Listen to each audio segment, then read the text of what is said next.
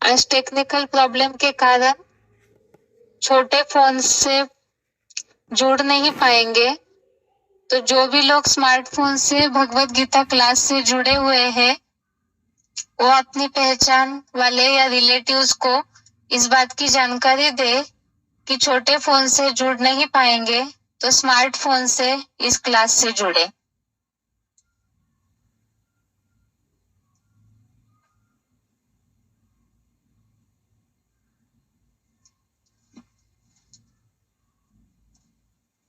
Bhagavad Gita class में छोटे phone से आज टेक्निकल प्रॉब्लम हो रहा है जुड़ने में, इसीलिए जो भी लोग स्मार्टफोन से जुड़ रहे हैं वो अपनी जानकारी के लोगों को अवश्य जानकारी दे। छोटे फोन से प्रॉब्लम होने के कारण स्मार्टफोन से भगवत गीता क्लास में जुड़े।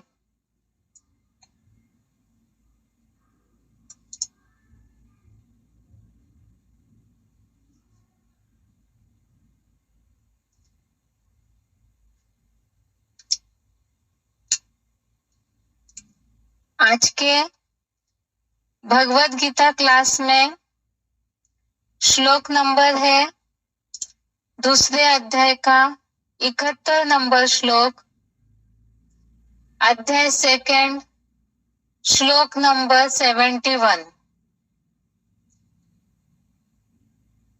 अध्याय सेकंड, श्लोक नंबर 71। श्लोक है विहाय कामान्य सर्वान् पुमाश्चरति निस्पृह निर्ममो निरहंकारः स शांतिम अधिगच्छति।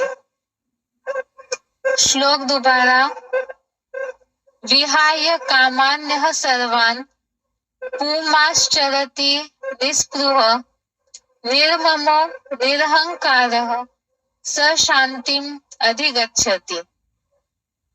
संधि विच्छेद श्लोक का विहाय कामान यह सर्वान पुमान चरति निस्पृह निर्ममः निरहंकारः स शांतिम अधिगच्छति।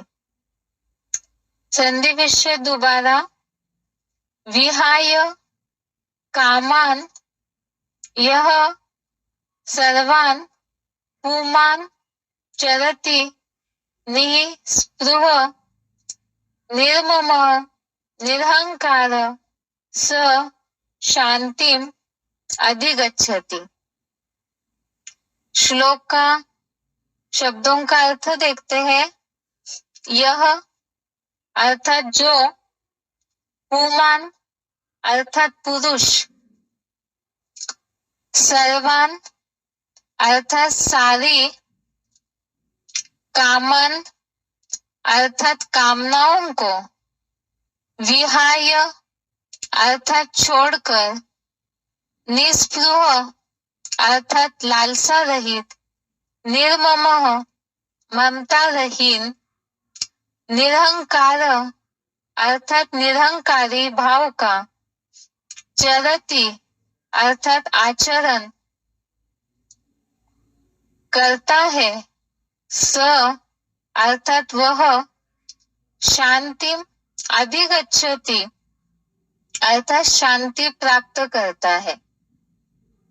शब्दों का अर्थ दोबारा, यह अर्थात जो, पुमान अर्थात पुरुष, सर्वान अर्थात सारी, कामन अर्थात कामनाओं को, विहाय अर्थात छोड़कर, निस्पृह अर्थात लालसा रहित, निर्मम अर्थात ममताहीन, निरहंकार अर्थात निरहंकारी भाव का, चरति अर्थात आचरण करता है, स अर्थात वह, शांति अधिगच्छति अर्थात शांति प्राप्त करता है। श्लोक का अर्थ है जो पुरुष सारी कामनाओं को छोड़कर लालसा रहित, ममताहीन, निरंकारी भाव का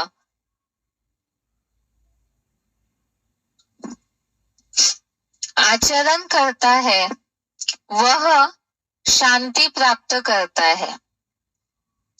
जो पुरुष सारी कामनाओं को छोड़कर लालसा रहित, ममताहीन, निरंकारी भाव का आचरण करता है, वह शांति प्राप्त करता है।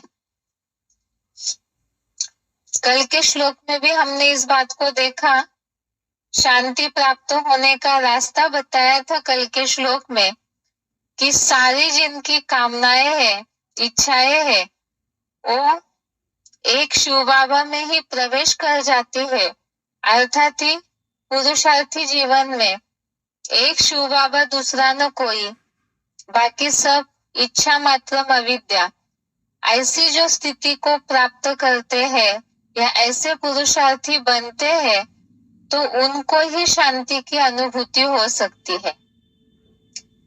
इसी तरह से आज के श्लोक में भी, आज दुनिया में सभी शांति के लिए ही परेशान है। वैसे तो कहा जाता है दुनिया में भी कि शांति गले का हार है। यदि गले का हार है तो फिर भी लोग आज की दुनिया में अशांत क्यों है? जो कि शांति यज्ञ करते हैं, विश्व शांति सम्मेलन करते हैं, जो भी शांति के लिए अलग अलग प्रकार से उपाय अपना रहे हैं, मेडिटेशन करते हैं, बहुत सारे तौर तरीके अपनाते हैं, लेकिन शांति की अनुभूति करने का मूल रास्ता कोई भी नहीं जानते हैं। जो आज के श्लोक में भावार्थ में यही बात बताई है, इसके पहले भी हमने जितने भी स्थिरता वाले श्लोक देखे हैं, उसमें भी यही बात, गीता, भगवत गीता का सार ही यही है, 5 विकारों से मुक्ति हो जाए तो स्थिरता भी आ जाएगी, और स्थिरता आएगी तो शांति आएगी, और शांति में सुख समाया हुआ है। अब आज के श्लोक में जो बात बताई है कि जो पुरुष सारी कामनाओं को छोड़कर, अर्थात इच्छाओं को छोड़कर लालसा रहित, कामनाएं है, और इसके पहले हमने श्लोक में देखा इच्छाएं है, कामनाएं है, तो क्रोध जरूर आएगा। कामाग्नि कहा जाता है, क्रोध की अग्नि कहा जाता है, और जब ऐसी अग्नि में कोई जल रहा है तो शांति की अनुभूति कैसे कर सकता है? इसीलिए भगवत गीता में बताया, कामनाओं को छोड़कर लालसा रहित, लालसा अर्थात ही लोभ, जो भी चाहिए कि इच्छाएं रहती है, वो इच्छाओं की पूर्ति नहीं होती है, तो ये लालसा अर्थात लोभ है, जिसे लालच कहा जाता है। तो आज की दुनिया में व्यक्ति का एक नेचर हो गया है कि वो एक दूसरे को देखकर, जो बताया संगात संजायते कामक, अर्थात संग करने से ही इच्छाओं की निर्मित होती है। वास्तव में एक दूसरे के देखा देखी ही लोभ की प्रवृत्ति बढ़ते जाती है। 16वें अध्याय में इसका बहुत अच्छे से वर्णन किया हुआ है, अध्याय 16 में, कि आज कलयुगी दुनिया में आसुरों के लक्षणों में ये बात बताई है कि आज मुझे ये मिल गया, कल ये चाहिए, वो चाहिए।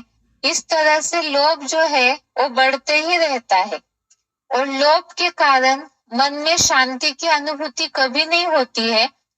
इसीलिए वैसे तो दुनिया में इस बात को लोग जानते हैं कि हर समय समाधानी होना चाहिए, संतुष्टता का भाव होना चाहिए, क्योंकि जो भी हमें मिला है, हमारे पास है, उसी में संतुष्ट रहते हैं, तो अपने आप ही दुनिया के हिसाब से भी वो कुछ ना कुछ संतुष्टता के आधार से ही उन्हें कुछ ना कुछ सुख की अनुभूति होगी। लेकिन यहाँ भगवत गीता में जो बताया है, इस तरह का आचरण हो लालसा रहित, अर्थात लोभ को छोड़ना, लालच या लालसा को पूरी तरह से छोड़ना। ममताहीन, ममता अर्थात ये मोह ममता कहा जाता है, और मोह के लिए मूलियों में भी शिव बाबा बोलते हैं, मोह सकल व्याधि कर मूला, अर्थात मोह जो है पदार्थों से, व्यक्तियों से, संबंधी संपर्कों से, जहां कहीं भी मन बुद्धि का अटैचमेंट जुड़ा हुआ है, तो अनेक जगह मन बुद्धि बिखरी हुई होने के कारण उससे भी शांति की अनुभूति नहीं हो सकती, क्योंकि मन बुद्धि का बिखराव जहां अनेक जगह भटक रहा है। 16वें अध्याय में हमने इस बात को पढ़ा है, अनेक विचारों में भटके हुए। तो लालसा है तो भी अनेक विचारों में भटकेंगे, ममता मोह कहीं अनेक जगह जुड़ा हुआ है तो भी अनेक विचारों में भटकेंगे, और इस तरह से जहां विचारों में भटकते हैं तो शांति की अनुभूति कैसे हो सकती है। ऐसे ही निरहंकारी भाव, निरहंकारी भाव अर्थात अहंकार न हो, तो आज अगर लालसाए मोह इसको थोड़ा परसेंटेजली जीत भी ले, तो कई बार देह अभिमान के कारण अहम होता है, और ये जो अहम है, मुरलियों में शिव बाबा बोलते हैं, देह अभिमान जो है वो अपमान जरूर कराएगा। एक तो है कि अपनी वाणी के द्वारा स्पष्ट बोल करके किसी को डाउन करना, ये भी अहंकार हो गया। लेकिन कई बार जैसे मुरलियों में शिव बाबा बोलते हैं कि माया कोई मुख से नहीं बोलती है, एक्ट ऐसी करती है। तो अहंकार के लिए बोला है शिव बाबा ने मुरलियों में, अव्यक्त बाप दादा ने भी बोला है कि बाकी और जो विकार है उन्हें फिर भी माफी मिल जाएगी, लेकिन अहंकारी जो है उन्हें माफी नहीं मिलती है। तो इसी आधार से अहंकार तब आता है जब अति का देह भान हो, और ऐसा अभिमान जो है औरों का, चाहे वाचा से न भी अपमान करे, अपने एक्टिविटी से, वाइब्रेशन से, दृष्टि से इस तरह की कोई एक्ट करते हैं जिससे भी सामने वाले का अपमान करते हैं, तो ऐसे भी शांति को नहीं प्राप्त कर सकते हैं। इसीलिए भगवत गीता में ये पांचों विकारों से रिलेटेड बात बताई। हमने 16वें अध्याय के कुछ श्लोक देखे थे, उसमें भी ये बात आई है। आसुरी लक्षणों में एक तो अहंकार, बल, घमंड, इस तरह की जो बातें बताई है, ऐसे अगर है तो अनेक विचारों में भटकते हैं, और मन की शांति पहले है, और मन की शांति तभी अनुभव होगी जब विचारों पे कंट्रोल होगा। और ये अनेक विचारों में भटकने का कारण है मूल 5 विकार, और 5 विकारों का जो आचरण करता रहेगा तो शांति की अनुभूति कैसे कर सकता है। ये तो इस श्लोक का जो सामान्य अर्थ है वो है, ये सारे विकारों को जो छोड़ता है, लालसा रहित, ममताहीन, कामनाओं को जो यहाँ ही छोड़ देता है, वो शांति की प्राप्ति करता है। एक बार इस श्लोक के अर्थ को क्लैरिफिकेशन सहित देखते हैं। जो पुरुष सारी श्रीमत विहित सांसारिक भौतिक कामनाओं को यहाँ ही छोड़कर लालसा रहित, ममताहीन और निरंकारी भाव का श्रेष्ठ आचरण करता है, वह दीर्घकालीन नैष्ठि की परम ब्रह्म की शांति प्राप्त करता है। जो पुरुष सारी श्रीमत विहीन सांसारिक भौतिक कामनाओं को यहाँ ही छोड़कर लालसा रहित, ममताहीन और निरहंकारी, निर्वाण, नम्र चित्त भाव का श्रेष्ठ आचरण करता है, वह दीर्घकालीन नैष्ठि की परम ब्रह्म की शांति प्राप्त करता है। अब कईयों की बुद्धि में, जैसे कि सन्यासी है, वो भी इस बात को बोलते हैं कि निर्वाण धाम जाना है, पार निर्वाण चला गया, तो सोचते हैं कि इस तरह से शरीर छोड़ कर के ही जो जाते हैं तब ही शांति प्राप्त हो सकती है। वास्तव में जो शांति धाम है, ऊपर 5 तत्वों से ऊपर, वहां तो आत्मा जड़वत होती है, वहां तो शांति है ही है। लेकिन वहां जाने के लिए भी तो जब तक निर्विकारी न बने तब तक उस परम धाम में भी कोई पहुंच नहीं सकते हैं। और बाकी रही बात, इस दुनिया में ही अशांति की दुनिया है और इस अशांति की दुनिया में ही सब शांति के लिए प्रयास कर रहे। ऊपर परम धाम में तो कोई शांति के लिए प्रयास करने की आवश्यकता ही नहीं है, क्योंकि वो है ही शांति धाम।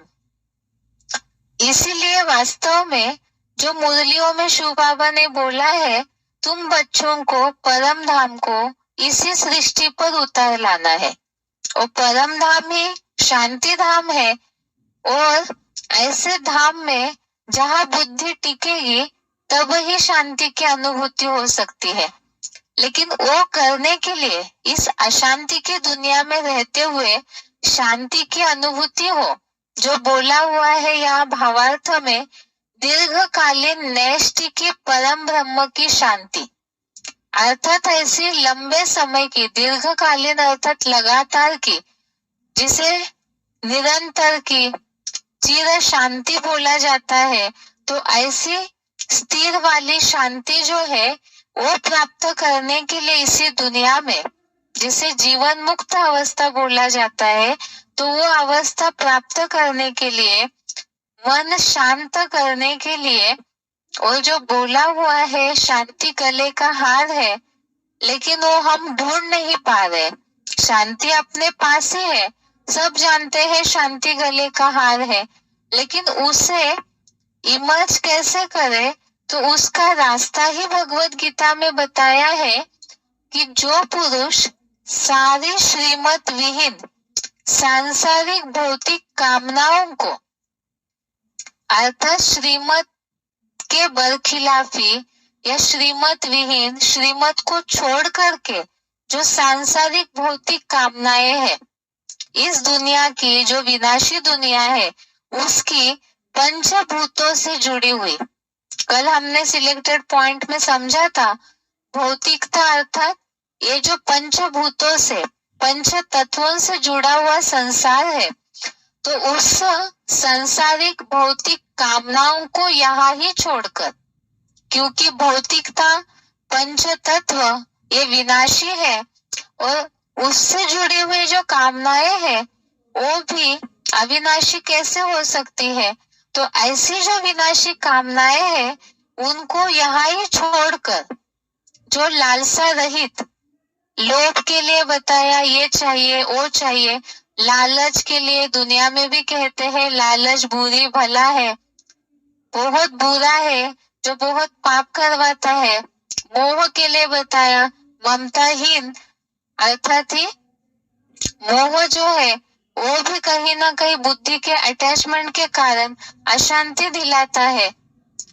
और निरंकारी के लिए तो बताया है निर्माण और नम्र चित्त, अर्थात निर्माण का मतलब जो मान मर्तबे से परे हो। निर्माण के दो अर्थ अव्यक्तवाणियों में बागदादा ने बताए हैं। एक तो निर्माण वो है जिसे अपने मान मर्तबे की परवाह नहीं होती, और दूसरा निर्माण होता है जो क्रिएशन के हिसाब से निर्माण करने की भावना।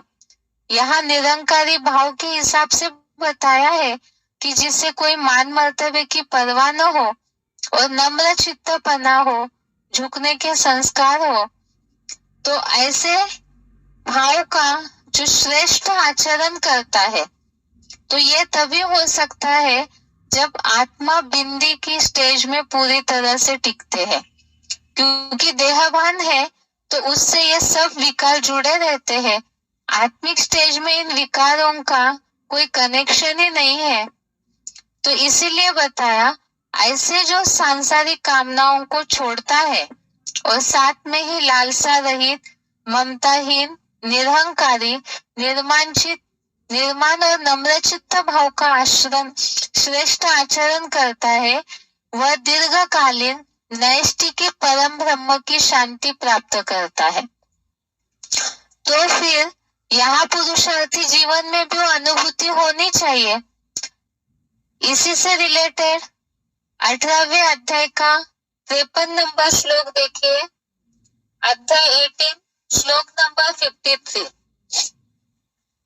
इस श्लोक में 18वें अध्याय के 53 नंबर श्लोक में भी इसी बात को और क्लियर बताया हुआ है कि इस तरह की शांति को कब प्राप्त कर सकते हैं। 18वें अध्याय का 53 नंबर श्लोक, इसमें ये बात आई है, अहंकारम बलम दर्पम कामम क्रोधम परिग्रहम विमुच्य निर्मम शांतो ब्रह्म भूयाय कल्पते।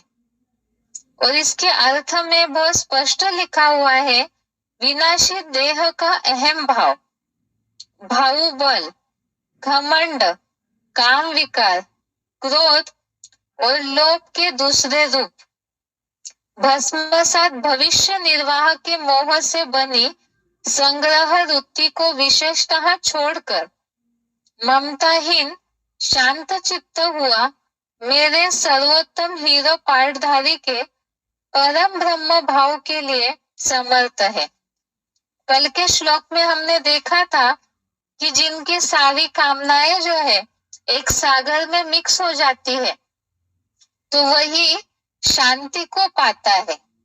तो इसी तरह से यहाँ सागर है, या जो शिव बाबा ने बोला है तुम बच्चों को परम धाम इसी सृष्टि पर उतारना है, तो मुरलियों में शिव बाबा ने परम धाम का क्लैरिफिकेशन दिया है। शिव का जो घर है वही परम धाम है, और इस साकार सृष्टि पर सुप्रीम सोल शिव जिस साकार तन में प्रवेश करते हैं तो परम ब्रह्म ही इस साकार सृष्टि का चैतन्य परम धाम है, शांति धाम है। तो जितना जितना एक शिव बाबा दूसरा न कोई की प्रैक्टिस होगी तो उतना ही ऐसे परम ब्रह्म की दीर्घकालीन शांति की अनुभूति हो सकती है। लेकिन वो अनुभूति के लिए ही 18वें अध्याय के 53 नंबर श्लोक में इस बात को बताया है। एक तो विनाशी देह का अहम भाव, और खास बल, घमंड, काम विकार, क्रोध और लोभ के दूसरे रूप, जो अभी के श्लोक में बताया लालसा रहित और ममताहीन। मोह के लिए खास बताया है कि भविष्य निर्वाह के मोह से बनी संग्रह वृत्ति।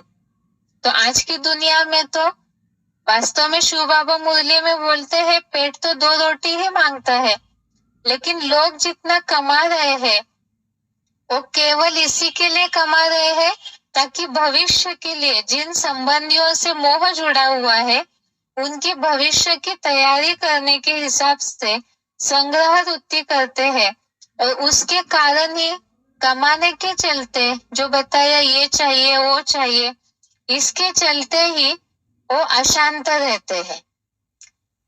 तो आगे बताया है ऐसे संग्रह वृत्ति को विशेषता छोड़कर ममताहीन शांत चित्त हुआ मेरे सर्वोत्तम हीरो पाठधारी के परम ब्रह्म भाव के लिए समर्थ है। तो ऐसे जो भी इन बातों को छोड़ता है तो वही इस तरह से जो परम ब्रह्म का परम शांति का स्थान है उस शांति को प्राप्त कर सकते हैं। ऐसे ही 5वें अध्याय का 12वां श्लोक देखिए। अध्याय 5 श्लोक नंबर 12। इस श्लोक में भी ये बात बताई है। दुनिया वालों को हम इन बातों से समझा सकते हैं जो श्लोक के शुरुआत में बताया, विश्व शांति यज्ञ करते हैं, विश्व शांति सम्मेलन करते हैं, लेकिन वो शांति आ क्यों नहीं रही है। लंबे समय से ही शांति के लिए सारे लोग प्रयास में लगे हुए हैं, लेकिन विश्व की शांति कैसे आएगी जब तक सबकी अपनी इंडिविजुअल शांति की अनुभूति न हो, और ऐसे ही एक एक करके जब चैन जुड़े, सभी अपने में पहले शांति की अनुभूति करे, तब ही विश्व में शांति आ सकती है। लेकिन जो खुद ही 5 विकारों में जल रहे हैं, तो फिर इस तरह से जो अनेक कामनाओं में, लोभ में या मोह के कारण संग्रह वृत्ति में जुड़े हुए हैं, तो फिर शांति की अनुभूति नहीं हो सकती, क्योंकि मन में अनेक विचार लगे हुए रहते हैं। 5वें अध्याय का 12वां श्लोक देखिए। इसमें ये बात बताई है जो अभी के श्लोक में भी आया, दीर्घकालीन नैष्ठि की परम ब्रह्म की शांति प्राप्त करता है। इस श्लोक में भी ये बात बताई है, युक्तः कर्म फलम त्यक्त्वा शांतिम अमाप्नोति नैष्ठिकीम अयुक्तः काम कारेण फले सक्तो निबध्यते। अर्थ है, योगी पुरुषोत्तम संगमी शूटिंग में अनादि निश्चित कर्मों के फल को त्याग कर निश्चल हुआ शांति को पाता है, परंतु अयोगी भोगी आसक्ति भरी सदा अपूर्णनीय कामनाओं के कारण फल में आसक्त हो भली भांति दैहिक इंद्रियों के बंधन में बंध जाता है। अर्थात कर्मों के फलों को त्यागने वाला ही शांति को पा सकता है। यहाँ कर्म तो जो बताया कि कलयुगी दुनिया में सभी लोग कर्म कर रहे हैं केवल इसीलिए ताकि जहां भी वो देह के संबंधियों से जुड़े हुए हैं, और ये देह भान के कारण 5 विकारों की निर्मित होती है, और उसी की पूर्ति के लिए जुड़े हुए हैं। तो जब तक ऐसे कर्मों के फल को विकारों से जो भी कर्म करते हैं, ऐसे श्रीमत विहीन कर्मों को जब तक नहीं छोड़ते हैं और फल की अपेक्षा रखते हैं, क्योंकि इस दुनिया में उनको सब चाहना लगी हुई है, तो जब तक इसे नहीं छोड़ते हैं तब तक शांति को नहीं पा सकता। इसके पहले हमने 3-4 दिन पहले जो श्लोक देखा कि जो भोगी है उसमें शांति कहाँ से आएगी और अशांति वाले को सुख कहाँ से प्राप्त होगा। तो भोगी अर्थात ही 5 विकारों से जो जुड़ा हुआ है वो भोगी है, और ऐसे भोगी जो है उन्हें शांति की अनुभूति नहीं हो सकती है। इसीलिए ही 12वें अध्याय के 12वें श्लोक में ये बात बताई है कि जो कर्म फल को छोड़ते हैं तो वही शांति को प्राप्त कर सकते हैं। 12वें अध्याय का 12वां श्लोक देखिए, अध्याय 12 श्लोक नंबर 12। इसमें ये बात आई है भावार्थ में। श्लोक देखिए, श्रेयो हि ज्ञानम अभ्यासात ज्ञानात ध्यानम विशिष्यते ध्यानात कर्म फल त्यागः त्यागात शांति ही अनंतरम। इसमें खास बताया है कि अभ्यास से ज्ञान श्रेष्ठ है, और ज्ञान मंथन अभ्यास से ज्ञान श्रेष्ठ है। ज्ञान सुनने पढ़ने से चैतन्य ज्ञान सागर के एडवांस गीता ज्ञान का मंथन विशेष है। मनन चिंतन से ब्राह्मण जन्म में यज्ञ सेवा के कर्म फल का संपूर्ण अलौकिक त्याग श्रेष्ठ है, और त्याग के बाद तुरंत शांति मिल जाती है।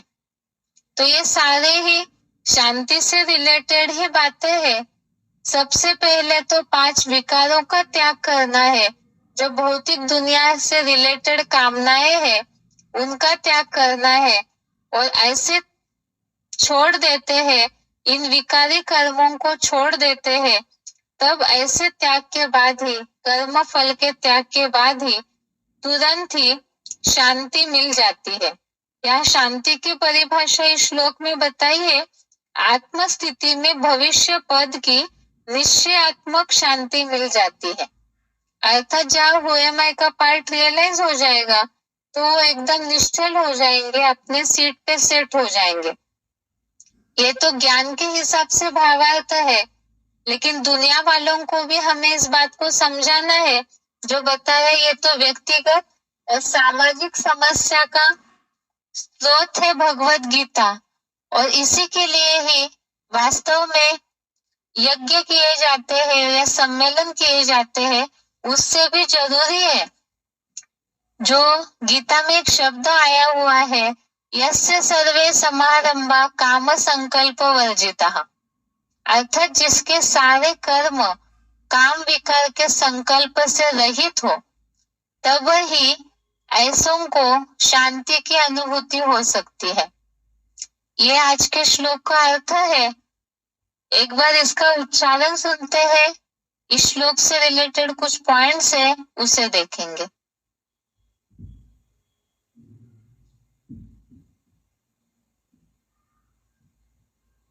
विहाय कामान्य सर्वा तुमाचरति निःस्पृह निर्ममो निरहंकार स्वशान्तिमधिगच्छति। जो पुरुष सारी श्रीमत विहीन सांसारिक भौतिक कामनाओं को यहाँ ही छोड़कर लालसा रहित, ममताहीन और निरहंकारी निर्माण नम्रचित्त भाव का श्रेष्ठ आचरण करता है, वह दीर्घकालीन नैष्ठिकी परम ब्रह्म की शांति प्राप्त करता है।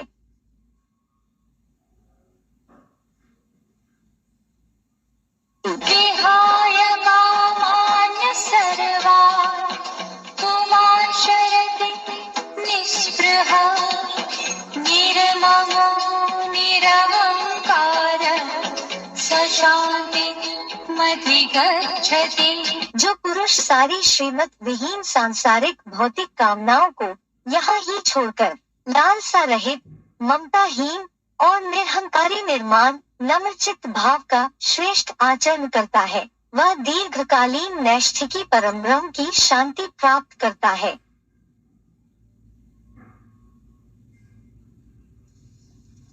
आगे इस श्लोक से रिलेटेड है कुछ पॉइंट्स है, जिसमें शांति की अनुभूति न होना अर्थात ही मन का भटकना। तो मन किस किस कारण भटकता है, इसे हमें पहले देखना होगा। ये बहुत सूक्ष्म चीजें हैं, जिसे अनुभव करने के बाद ही हम शांति की अनुभूति कर सकते हैं।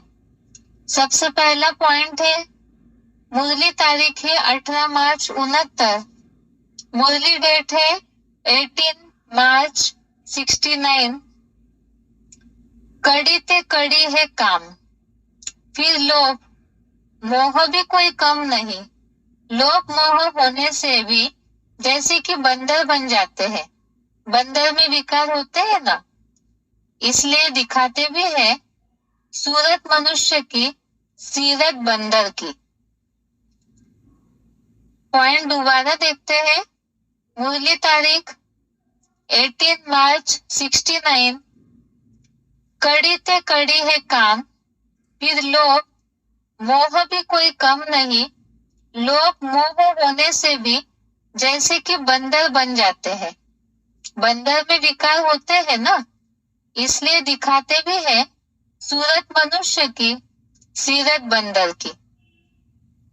बंदर के लिए तो मुरलियों में भी शिव बाबा बोलते हैं, जो देखा होगा कि वो कभी भी स्थिर नहीं बैठ सकता है। बंदर सबसे ज्यादा चंचल प्राणी बंदर को दिखाया जाता है, और पॉइंट में बोला हुआ है, भले ही मनुष्य की आकृति है, लेकिन आज सभी मनुष्य बंदर की तरह चंचल चलन वाले हो गए हैं। और ऐसी जहाँ विकारों से भरी हुई चलन हो, तो वहां शांति की अनुभूति बंदर कैसे कर सकता है। इसीलिए जब तक इन विकारों को नहीं छोड़ते हैं, जो यहाँ 5 विकारों की बात आई है, तो तब ही शांति की अनुभूति हो सकती है। और मुरलियों में तो शिव बाबा ने बंदर के एग्जाम्पल दिए हैं कि लोभ कैसे होता है बंदर के अंदर। क्रोध के लिए भी बताया हुआ है, इसी तरह मोह के लिए भी बताया हुआ है कि अपने मरे हुए बच्चे को यो पेट से चिपका के ही रखता है, छोड़ता नहीं है।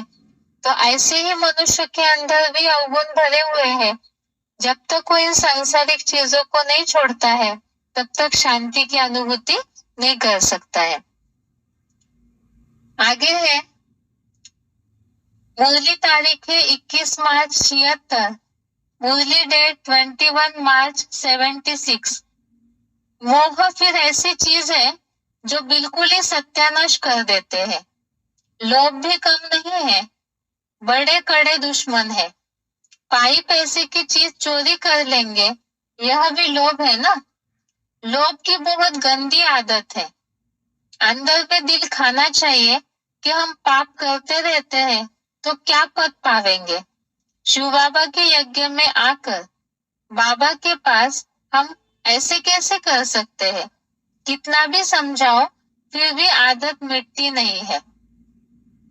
पॉइंट दोबारा, मुरली डेट 21 मार्च 76।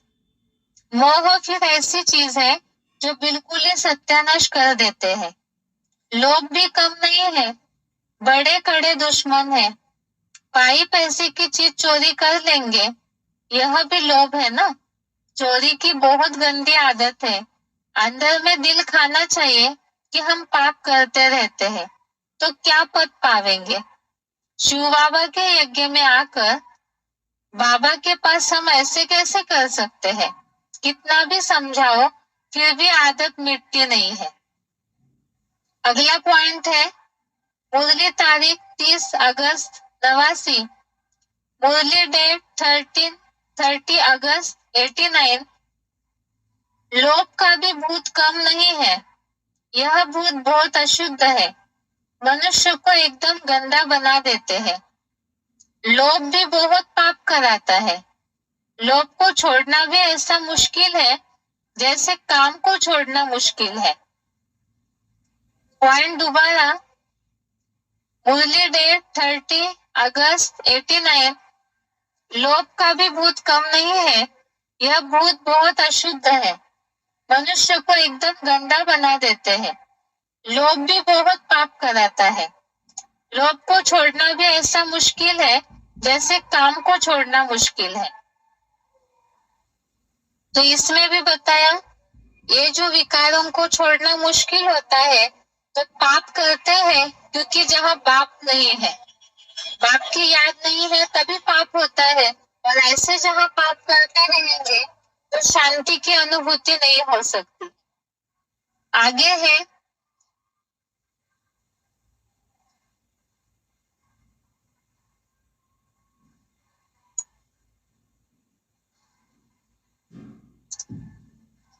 मुरली तारीख है, अव्यक्तवाणी की डेट है 24 मार्च 82, अव्यक्तवाणी डेट 24 मार्च 82। पवित्रता सुख शांति की जननी है, अर्थात जहाँ पवित्रता होगी वहाँ सुख शांति की अनुभूति अवश्य होगी।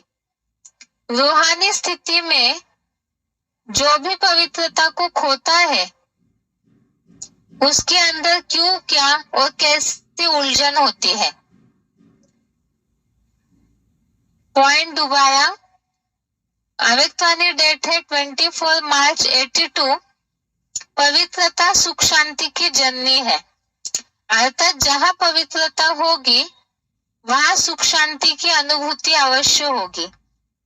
रूहानी स्थिति में भी जो भी पवित्रता को खोता है उसके अंदर क्यों, क्या और कैसे की उलझन होती है। तो उलझन है, इसका मतलब कंफ्यूजन है, अर्थात मन शांत नहीं है। तो जहाँ भी पवित्रता अर्थात निर्विकारी भाव और विकारी भाव जहाँ है तो वहाँ उलझने होगी। जो बताया पवित्रता को खोता है पुरुषार्थी जीवन में जो, तो उनके अंदर उलझने होगी। आगे का पॉइंट है, मुरली तारीख 6 मार्च 87, मुरली डेट 6 मार्च 87। तुम बच्चों को निरंकारी बनना है। हेड में तो बड़ी नम्रता चाहिए। बाप कितना निरंकारी है। कई बच्चों में बहुत अहंकार है। जैसे कर्म मैं करूंगा मुझे देख और भी करेंगे, उसका दंड अवस्था गिर पड़ेगी। पॉइंट दोबारा, मुरली तारीख 6 मार्च 87। तुम बच्चों को निरहंकारी बनना है। हेड में तो बड़ी नम्रता चाहिए। बाप कितना निरहंकारी है। कई बच्चों में बहुत अहंकार है। जैसा कर्म मैं करूंगा, मुझे देख और भी करेंगे, उसका दंड अवस्था गिर पड़ेगी। जैसे यहाँ बताया निरहंकारी भाव, नम्र चित्त भाव, तो इसी तरह से अहंकार अगर है तो अवस्था गिर जाती है। अगला पॉइंट है, मुरली तारीख 26 जुलाई 86, 26 जुलाई 86। बाप से कब रूठना नहीं है। रूठेंगे तो 21 जन्म की तकदीर से रूठेंगे। बड़े बड़े अच्छे महारथी भी रूठ पड़ते हैं। नशा चढ़ जाता है देह अभिमान का। मैंने इतनों को उठाया है। देह अहंकार आने से फिर गिर पड़ते हैं। इसमें अहंकार नहीं आना चाहिए। पॉइंट दोबारा, 26 जुलाई 86। बाप से कब रूठना नहीं है। रूठेंगे तो 21 जन्मों की तकदीर से रूठेंगे। बड़े बड़े अच्छे महारथी भी रूठ पड़ते हैं। नशा चढ़ जाता है देह अभिमान का। मैंने इतनों को उठाया है। देह अहंकार आने से ही फिर गिर पड़ते हैं। इसमें अहंकार नहीं आना चाहिए। इसके पहले हमने श्लोक में देखा कि जहां मैंने किया है ये भाव आता है तो ऐसे कर्म के फल को भी त्यागना है। अगर नहीं त्यागते हैं तो उसमें भी अशांति की अनुभूति होगी। तो यहाँ अहंकार तभी आता है जब मैंपन का भाव हो, देह अभिमान हो, अहम भाव हो। तो शांति के लिए इस सारी चीजों की आवश्यकता है। 5 विकारों का त्याग, तब ही परम ब्रह्म की चिर शांति की अनुभूति कर सकते हैं।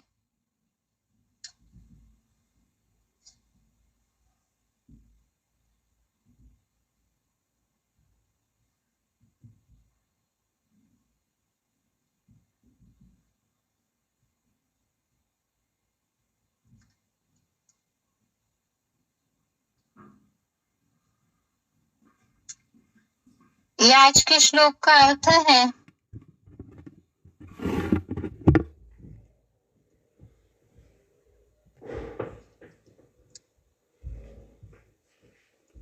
आगे